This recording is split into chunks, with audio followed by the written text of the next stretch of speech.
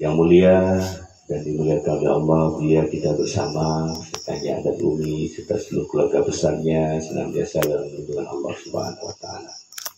Kepada Bapak Ibu yang hadir pada hari ini, malam ini kita coba membuka kalam hikmah daripada Buya, yaitu sampai tingkatan dari pengamal ajaran tauhid tasawuf. Jadi semalam sudah kita bahas bahwa tauhid yang dimaksud oleh Abuya adalah hakikat, bukan akidah. Jadi hakikat artinya tujuan. Makna hakikat adalah cahaya keberadaan Allah. Jadi kalau tasawuf yang dimaksud tarikat berkemauan. Ketika katanya berkemauan untuk berjalan kepada Allah, maka ada cahaya Allah ya. Taturi ke Tuhan. Dari pandai datang rezeki tayo, inong tayo, anak tayo, harta tayo, semuanya kita dapat melihat. Maka gejuklah sabuh alat untuk beramal. Diperkenalkan oleh murabbi ataupun mursyid kepada kita tentang cara mengamalkan tauhid tasawuf. Apakah tauhid tasawuf ini punya MPTT? Bukan. Tauhid tasawuf ini punya orang-orang yang mengaku Tuhannya Allah, Muhammad itu Rasulnya. Ini tidak difokuskan kepada individu ataupun seseorang ataupun kelompok, tapi sebenarnya secara universal, secara umum, dan dilaksanakan secara sinergik, berkesinambungan, anak putu-putu. Baik waktu kali kita tarikat, pengamalan tanya sama seperti biasa. Orang bertarikat pengamalannya sama seperti sebelum bertarikat. Ini pemahaman yang salah ataupun cara mengamalkannya salah. Maka diperkenalkanlah ada tingkatan-tingkatan dalam beramal. Yang pertama disebut dengan ahlul bidayah. Ahlul bidayah ini maknanya pemula. Orang yang ingin mendapatkan Allah atau bermakrifat kepada Allah.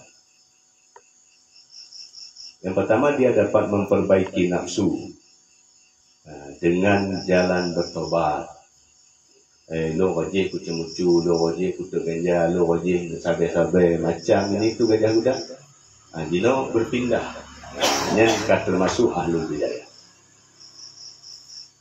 Kemudian dan mensyukuri nikmat dan menjaga hari-hari ketika tanya bangun daripada tidur.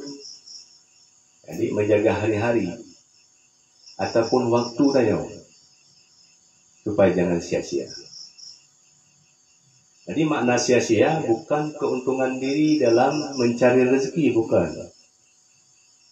Dalam pandangan tasawuf, umur tanya sia-sia apabila napah tanya hanya tinggal ke Allah. Nyan sia-sia.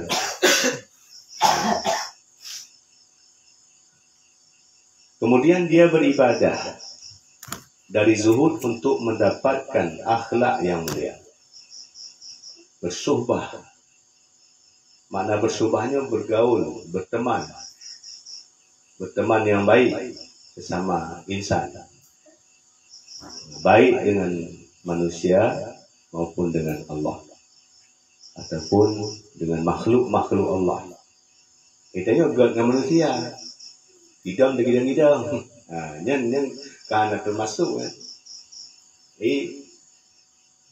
Jadi bergaul, berteman itu tidak mesti dengan manusia. Apapun yang ada di lingkungan yang dapat kita lihat itu adalah makhluk Allah. Maka kita berkasih sayang. Menyelu tak sama yang cik, letak mutahajud. Muduha alam digatir.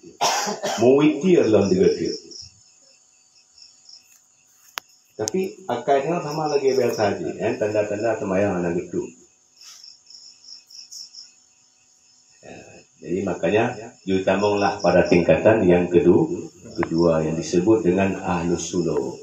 Jadi ahlus suluk orang yang dapat memperjalankan qasad dan azam ataupun kemauan dan himmah untuk hadir di hadapan Allah. Ini persoalan ni bagaimana cara dia hadir di hadapan Allah, dia mengetahui Allah lagi. Ini permasalahan. Orang kepada bak fikir-fikir bagaimana cara dia buat menghadap Allah. Allah ana tak tepat mudah kalau hanjir kalau lagi.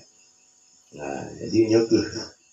Jadi yang dituntut pada kita ini berkewajiban untuk menuntut. Untuk dapat itu tidak diwajibkan. Dapat itu terserah dengan Allah. Siapapun yang dikehendaki akan dapat. Maka untuk mendapatkan sesuatu kita harus menyelesaikan syarat daripada apa yang kita inginkan. Lalu kemung untuk mepeng kerja lah, nyangka lagi. Cukup tak lah. Lagi. Jadi hanya berlatih-latih supaya terlihat cahaya-cahaya kebagusan ataupun kehebatan Allah. Yang kejuk musibah. Yang mentang petik-petik musibah baca-baca. Diciptakan banjir oleh Allah SWT. Baca saja. Seluruh manusia. Ini kegupannya rumah dengan melu. Kalau kemampung rumah melu. Dengan pondasi ya teri. Hanya baru sang ada baca tiang matian. Matian nampak rumah kan sadar melu ni. Yang katuk Indomie, katuknya, katuk je. Matian. Jadi sadar matian. Jadi bukan tingkatan yang naik dalam tingkatan ahlul wilayah. Jadi orang yang telah dapat berhakikat dengan hakikat hak. Hakikat hak, hakikat yang sesungguhnya. Karena waktu tanya diciptakan. Tanya diciptakan untuk soleh. Untuk Allah kan? Dunia diciptakan untuk tanya diciptakan untuk Allah. Kita buka Quran, wa ma khalaqtul jinna wal insa illa liya'budun. Tidak aku ciptakan jin dan manusia kecuali untuk menyembah. Jadi dalam pemahaman tafsir Isyari, menyembah yang dimaksud adalah mengenal. Jadi mengenal Allah, bukan rukuk-rukuk sujud. Rukuk-rukuk sujud tanpa mengenal Allah sia-sia.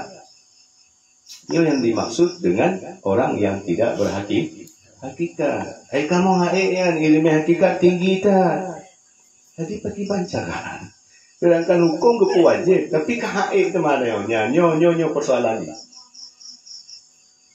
Hukum ke wajib pada untuk menghakikat. Difitnah dia oleh ulama-ulama dan kalewat carong. Fitnah. Ini hakikatnya engkau makanan tanya. Makanan tahu sih dia tanya. Karena kebatasi. Jadi setiap hamba yang diciptakan ini untuk beribadah. Wa ma khalaqtul jinna wal insa. Hana lain diciptakan jin dan manusia untuk beribadah, untuk menghambakan diri supaya kita tersungkur merangkak di hadapan Allah, supaya kita bisa bermakrifat mengenal Allah yang sesungguhnya. Jadi waktu bicara makrifat, bahasanya tinggi. Nah, ilmu makrifat ini bukan ilmu yang tinggi. Tapi siapapun yang belajar ilmu hakikat akan diberikan martabat tinggi. Kahabbadat tarikatis sufiyah. Tahdi ilal martabatil aliyah. Pemantong yang mengamalkan ilmu makrifatnya akan gejuk martabat yang tinggi. Kamu bodoh tak anak? Mahu bukan? Akhirnya ada nyonya dia lemparkan pertanyaan. Kamu hanya bisa bermakrifat lom. Ya, ilmu makrifatnya ilmu para wali. Walinya tergolong dia ke wali tau. Tahu contoh dulu. Syekh Ibrahim Al-Wasiti. Limong ni anak jawab juga yang tu. Pembunuh, penzina, penjudi, perampok, pemabuk. Yang bagaimana? Tapi ketika hati beliau yang gecok